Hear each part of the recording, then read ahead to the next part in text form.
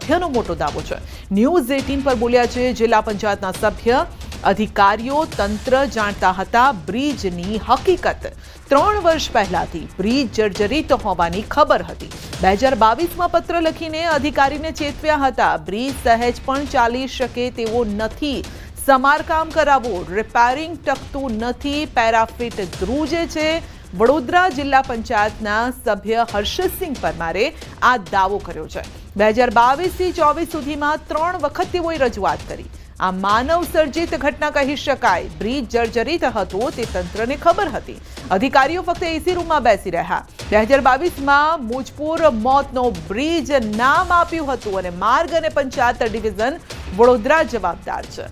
અધિકારીઓના ક્ષેત્રમાં આવતો આ બ્રિજ હતો અને જવાબદારો સામે માનવવધનો ગુનો દાખલ થવો જોઈએ તેવી વાત કરી છે।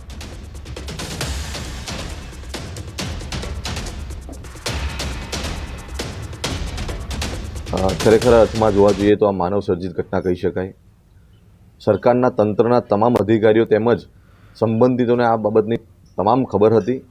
2022ના જ્યારે હું નિર્વાચન થયો, હું અહીંયા જિલ્લા સદસ્ય તરીકે આવ્યો તે વર્ષથી જ મેં સતત આ બ્રિજની માટે ગંભીરતા રાખી અને એના અમારા સૌ આગેવાનો સાથે મળીને રજૂઆત કરી હતી। આજે આ બ્રિજ મોતનો બ્રિજ જે 2022માં મેં એમને નામ આપ્યું હતું મુજપુર મોતનો બ્રિજ, એ આ સાર્થક થયું છે। એ આ સાર્થક થવાનું કારણ મુખ્ય અધિકારીઓ છે। અધિકારીઓએ કોઈ કાર્યવાહી ના કરી, અધિકારીઓએ કોઈ જવાબદારી ના સમજી, તેના કારણે આજે આ સૌથી મોટી મધ્ય ગુજરાતમાં દુર્ઘટના હોનારત થઈ છે। સંપૂર્ણ રીતે માર્ગ અને પંચાયત ડિવિઝન બરોડા, જિલ્લા કલેક્ટરશ્રી તેમજ મામલતદારશ્રીના વિસ્તારમાં આવતો આ વિસ્તાર હતો।